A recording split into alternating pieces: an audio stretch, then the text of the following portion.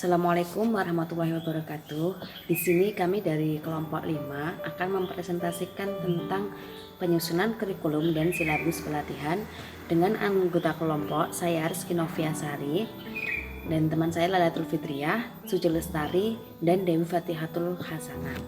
Nah, yang sebab pertama adalah tentang fungsi, tujuan, dan manfaat dari penyusunan kurikulum pelatihan atau diklat. Yang pertama adalah fungsi penyusunan kurikulum pelatihan atau diklat, yang yaitu fungsinya adalah sebagai alat kontrol terhadap proses pelaksanaan pelatihan atau diklat tersebut. Nah, menurut Hamanik, peran atau fungsi penyusunan kurikulum itu ada 3. Yang pertama adalah konservatif atau mentransmisikan dan mentafsirkan warisan sosial pada masa sekarang. Yang kedua adalah krisis atau evaluasi, yakni berperan sebagai kontrol sosial dan memberi penekanan pada unsur berpikir kritis. Yang ketiga adalah kreatif, yakni menciptakan atau menyusun suatu hal baru sesuai dengan kebutuhan. Yang kedua adalah tujuan penyusunan kurikulum diklat atau pelatihan, yakni adalah sebagai pedoman pelaksanaan diklat atau pelatihan tersebut. Nah, yang ketiga adalah manfaat penyusunan kurikulum diklat atau pelatihan adalah sebagai pedoman dalam merancang, terus melaksanakan, dan mengevaluasi kegiatan pelatihan atau diklat tersebut. Sekian, selanjutnya akan dijelaskan oleh teman saya. Selanjutnya yaitu pengertian, tujuan, dan manfaat dari silabus pelatihan.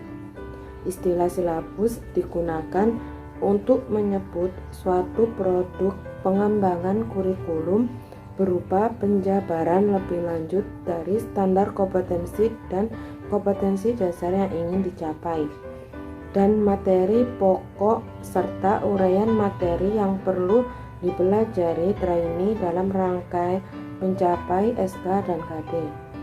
Dan silabus pelatihan merupakan acuan utama dalam suatu kegiatan pelatihan. Jabaran umum ini tentang pokok-pokok program dalam suatu mata latihan yang diturunkan dari standar kompetensi lulusan.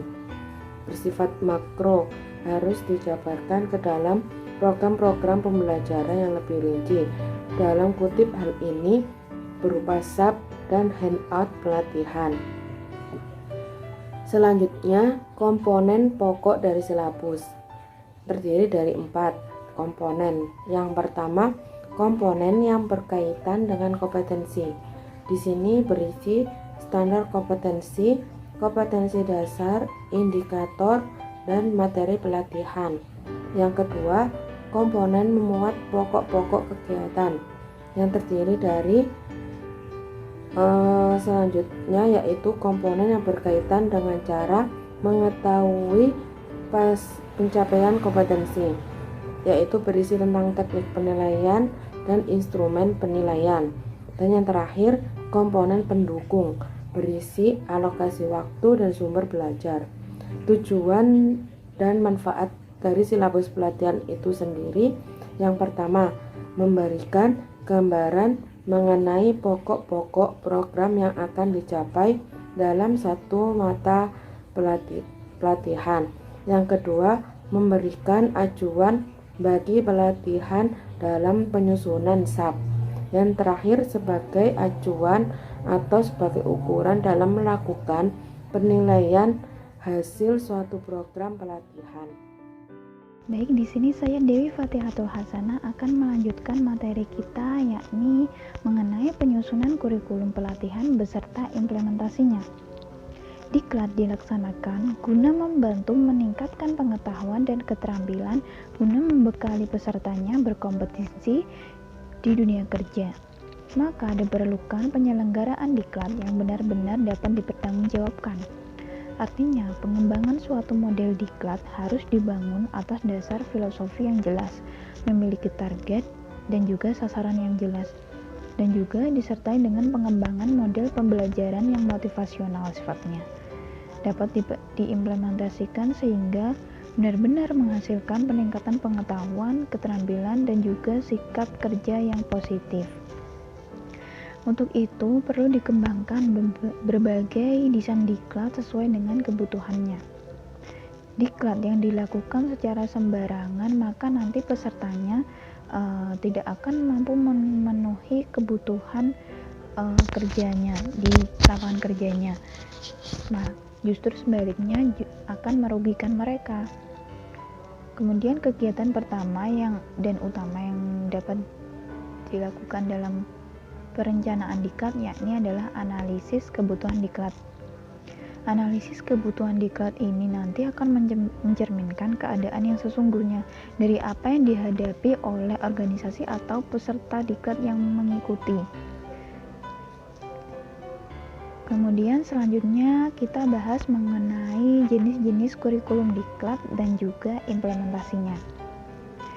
Jenis-jenis kurikulum diklat tergantung maksud dan tujuan diklat. Tujuan pelatihan dapat digunakan untuk membekali para pesertanya, kemudian penguasaan teknologi, mengatasi permasalahan yang ada di lapangan kerja nantinya. Kemudian ada beberapa teknik penyusunan kurikulum yang dapat digunakan dalam pelatihan atau diklat ini. Di sini saya akan membahas 3 macam kurikulum diklat. Yang pertama ada kurikulum diklat berbasis kompetensi. Dalam pengembangan diklat berbasis kompetensi ini perlu dipahami adanya ciri-ciri dari diklat berbasis kompetensi ini. Yang pertama adalah berfokus pada apa yang dapat dikerjakan oleh seseorang atau yang dikerjakan oleh peserta setelah ia nanti menempuh diklat atau pelatihan. Kemudian mengacu pada standar industri nasional, artinya penguasaan keterampilan baru sebagai output dan outcome diklat diukur dengan standar industri nasional. Kemudian muatan isi dari pelatihan ini mengarah pada keterampilan dan kemampuan yang dibutuhkan untuk melakukan beberapa tugas yang spesifik atau tugas-tugas yang tertentu. Kemudian target waktu untuk menguasai suatu kompetensi bukanlah harga mati. Artinya di luar waktu yang ditentukan selama diklat nanti peserta diberi keleluasaan untuk mengalokasikan waktu luangnya sendiri guna mencapai standar kompetensi yang optimal. Kemudian adanya pengakuan terhadap kompetensi mutakhir. Hal ini terkait dengan sistem penghargaan atas penguasaan kompetensi tersebut. Kemudian adanya prinsip on off, artinya setiap orang dapat keluar masuk diklat sesuai dengan kebutuhannya. Kemudian adanya pengujian secara periodik yang mengacu pada kriteria tertentu, dan pengujian ini dilakukan jika peserta sudah siap untuk diuji. Kemudian menekankan pada kesanggupan untuk mentransfer pengetahuan dan keterampilan pada situasi baru. Kemudian ada pun tahapan pengembangan kurikulum diklat berbasis kompetensi. Ada 7 tahapan di sini. Yang pertama adalah identifikasi kompetensi yang diperlukan oleh peserta itu. Kemudian identifikasi kemampuan awal peserta. Kemudian merumuskan tujuan program, target, dan juga sasaran. Kemudian menyusun desain pelatihan seperti bahan, metode, media, dan sebagainya. Kemudian melakukan implementasi, setelah itu melakukan uji kompetensi, dan yang terakhir adalah monitoring serta evaluasi. Kemudian kurikulum yang kedua adalah kurikulum diklat berbasis tujuan. Secara teoritis, diklat berbasis tujuan ini memiliki keunggulan dalam hal memacu individu untuk belajar lebih sungguh-sungguh, lebih fokus. Sebab goal setting memiliki pengaruh yang positif terhadap semangat para peserta atau para karyawan nantinya. Tujuan dan umpan balik yang jelas memiliki peranan yang lebih penting bagi karyawan yang memiliki pendidikan yang rendah. Bagi individu atau seseorang yang memiliki pendidikan yang rendah, adanya tujuan yang pasti yang ditetapkan dalam suatu diklat ini nanti akan dapat dijadikan acuan bagi perilaku dan usaha belajar. Kemudian Dalam pengembangan diklat berbasis tujuan ini harus menempuh beberapa tahapan, yakni sebagai berikut. Yang pertama, adanya identifikasi rumusan tujuan. Kegiatan yang dapat dilakukan yakni menganalisis jenis performance yang diinginkan sesuai tujuan, kemudian menganalisis level pencapaian tujuan atau standar kriteria, dan menganalisis kondisi prasyarat unjuk kerja peserta. Kemudian tahap yang kedua adalah klasifikasi tingkat kesulitan tujuan pelatihan dengan cara menyusun taksonomi tujuan pelatihan, klasifikasi tujuan pelatihan, dan yang berdasarkan tingkat urgensi atau kesulitan. Kemudian tahapan yang ketiga adalah orientasi pelatihan dengan cara sosialisasi tujuan pelatihan. Kemudian yang keempat adalah identifikasi entry behavior, yakni dapat dilakukan dengan cara pemetaan kemampuan awal peserta. Kemudian yang kelima adalah merumuskan tujuan program, target, dan juga sasaran. Dilanjut yang keenam, yakni menyusun desain pelatihan, yakni yang seperti kurikulum yang sebelumnya berupa bahan, metode, media, kemudian menyusun strategi dan mengembangkan kurikulum serta silabus materi. Yang ketujuh adalah implementasi, melaksanakan pelatihan sesuai rencana dan juga target. Dan yang terakhir adalah proses monitoring serta evaluasi. Kemudian kurikulum yang ketiga adalah kurikulum diklat berbasis lapangan. Basis teori yang menjadi landasan diklat berbasis lapangan ini adalah problem based learning dan juga thematic learning. Dalam problem based learning ini, setiap individu memiliki keleluasaan untuk mengidentifikasi masalah, meredefinisikan masalah, dan juga menentukan kebutuhan belajar berdasarkan masalah yang dihadapi. Tantangan real dan juga kesulitan yang merupakan problem nyata itulah nanti yang akan memicu tumbuhnya motivasi belajar. Secara alami, orang yang mengalami kesulitan atau menghadapi masalah akan merasa tertantang untuk bisa menghadapi atau mengatasi masalah tersebut. Dalam rangka mengatasi masalah itulah seseorang akan gigih untuk belajar. Adapun tahapan pengembangan diklat berbasis lapangan, yakni yang pertama adalah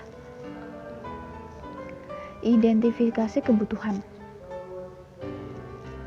Identifikasi masalah yang berkembang di kancah dengan cara pemetaan masalah yang berkembang.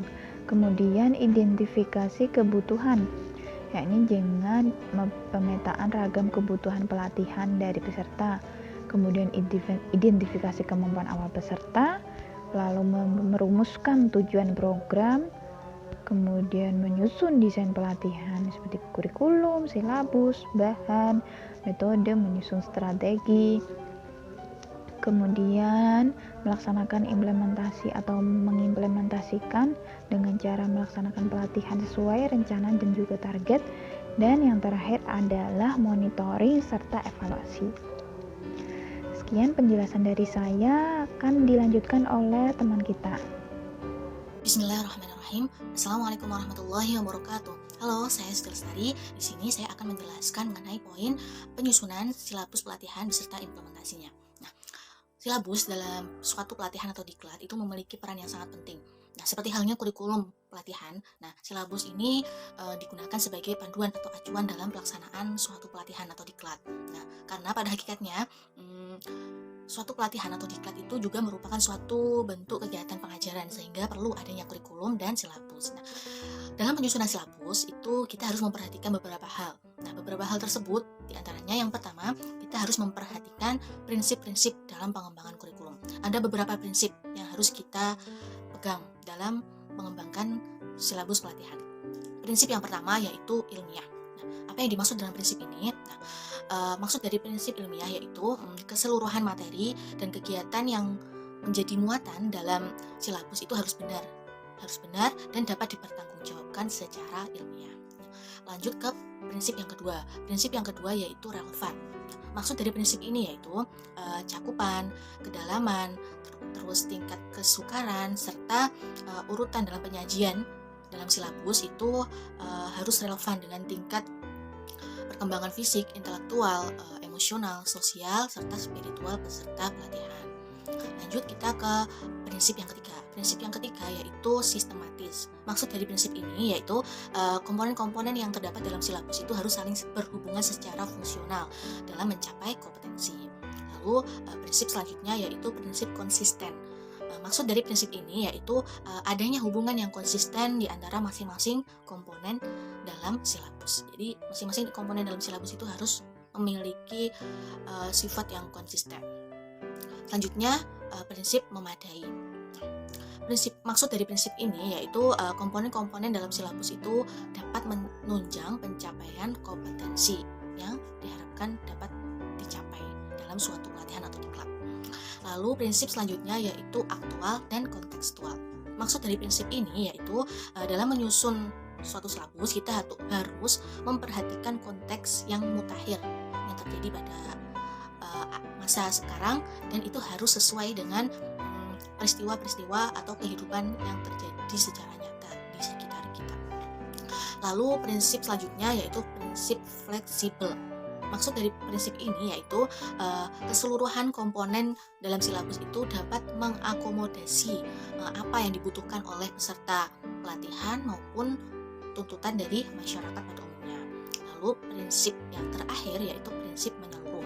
Maksud dari prinsip ini yaitu dalam penyusunan silabus ini harus mencakup semua ranah kompetensi, ranah kognitif, ranah afektif, dan ranah psikomotorik. Itu beberapa prinsip dalam pengembangan silabus pelatihan yang harus kita perhatikan. Baik, selain kita mengetahui prinsip-prinsip dalam pengembangan silabus pelatihan, nah, untuk menyusun suatu silabus pelatihan itu kita juga harus mengetahui komponen-komponen yang ada dalam silabus pelatihan. Apa saja komponen-komponennya? Nah, yang pertama yaitu komponen-komponen yang berkaitan dengan kompetensi yang hendak dikuasai. Nah, hal ini mencakup yang pertama standar kompetensi, yang kedua ada kompetensi dasar, ketiga indikator, lalu yang keempat ada materi pelatihan.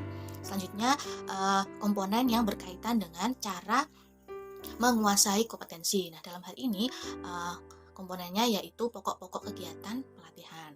Selanjutnya komponen yang berkaitan dengan cara mengetahui pencapaian kompetensi. Nah, hal ini mencakup yang pertama teknik penilaian. Nah, teknik penilaiannya itu dalam hal ini berisi jenis dan bentuk penilaiannya. Lalu selanjutnya ada instrumen penilaian. Selanjutnya ada komponen pendukung. Komponen pendukung itu apa saja? Yaitu pertama alokasi waktu dan sumber belajar. Nah, jadi jika diurutkan semuanya itu komponen-komponen yang ada dalam silabus itu yang pertama ada standar kompetensi, lalu ada kompetensi dasar, indikator, dan materi pelatihan. Selanjutnya juga ada kegiatan pokok-pokok kegiatan dalam pelatihan. Lalu ada jenis penilaian. Dalam hal itu dijabarkan jenis dan bentuk penilaian, lalu ada instrumen penilaian, lalu ada alokasi waktu dan sumber belajar. Jadi jika ditambah ada 9 komponen. Nah, itu komponen-komponen dalam silabus pelatihan. Nah, selanjutnya kita akan membahas mengenai implementasi penyusunan silabus pelatihan. Nah, kita agar dapat mengimplementasikan penyusunan silabus pelatihan, kita harus mengetahui langkah-langkah yang harus kita tempuh untuk menyusun silabus pelatihan. Setelah tadi kita mengetahui prinsip dan komponen dalam silabus pelatihan. Nah, apa saja langkah-langkahnya dalam menyusun silabus pelatihan? Nah, mari kita bahas bersama-sama.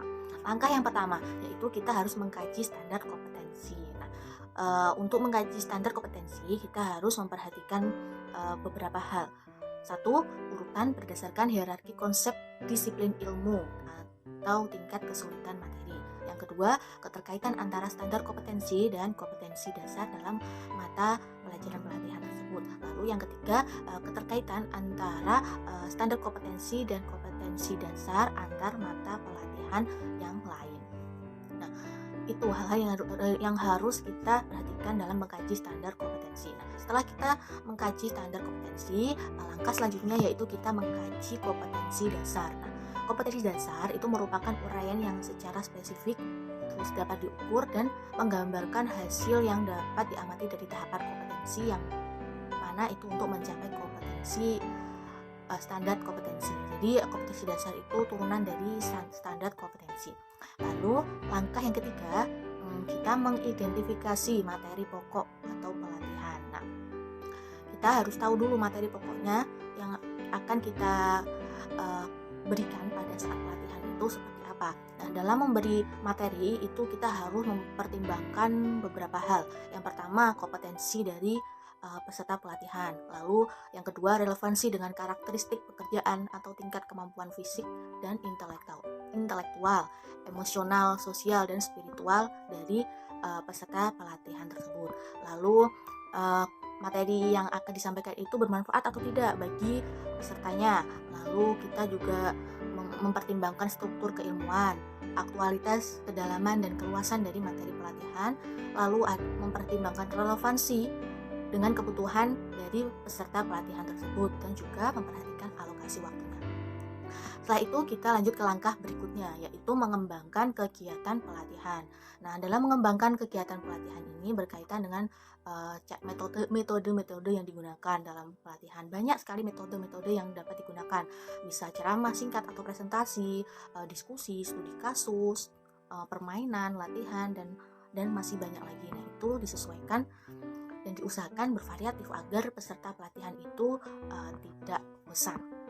Nah, selain itu ada hal-hal yang perlu diperhatikan dalam pengembangan kegiatan pelatihan, yaitu yang pertama, kegiatan pelatihan itu disusun untuk memberikan bantuan kepada para pelatih agar dapat melaksanakan proses pelatihan secara profesional.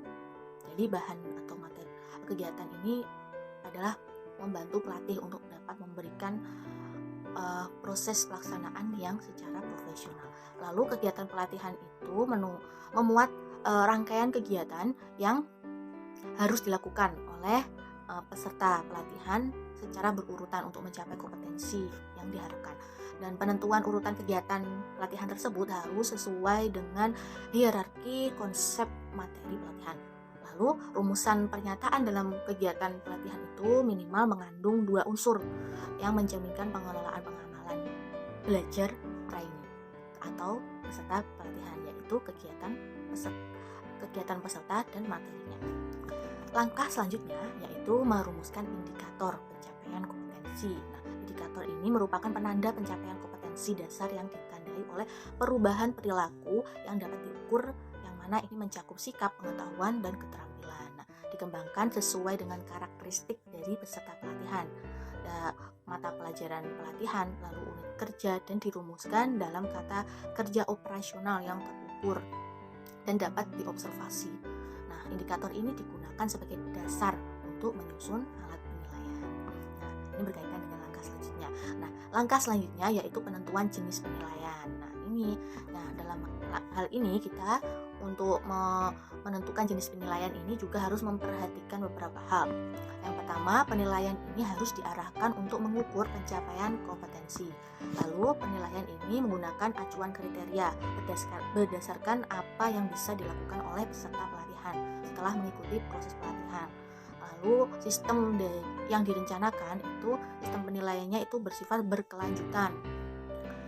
Lalu hasil dari penilaian ini dianalisis untuk menentukan tindakan selanjutnya berupa perbaikan proses pelatihan berikutnya untuk introspeksi agar dalam pelatihan berikutnya itu bisa lebih baik lagi dari pelatihan yang sebelumnya. Dan sistem penilaian ini harus disesuaikan dengan pengalaman pelatihan yang ditempuh dalam proses pelatihan. Selanjutnya masuk ke langkah menentukan alokasi waktu. Nah, penentuan alokasi waktu ini pada setiap kompetensi dasar didasarkan pada jumlah waktu efektif dan alokasi waktu mata pelajaran. Alokasi waktu yang dicantumkan dalam silabus itu merupakan perkiraan waktu rata-rata untuk menguasai suatu kompetensi dasar yang dibutuhkan oleh peserta pelatihan. Dan yang terakhir, langkah terakhir yaitu menentukan sumber belajar. Nah, sumber belajar ini bisa berupa buku, media, internet, dan lain sebagainya. Nah, hal ini harus sesuai dengan kompetensi yang harus dicapai oleh peserta pelatihan. Nah, Itu langkah-langkah dalam penyusunan silabus pelatihan dan diharapkan bisa kita implementasikan.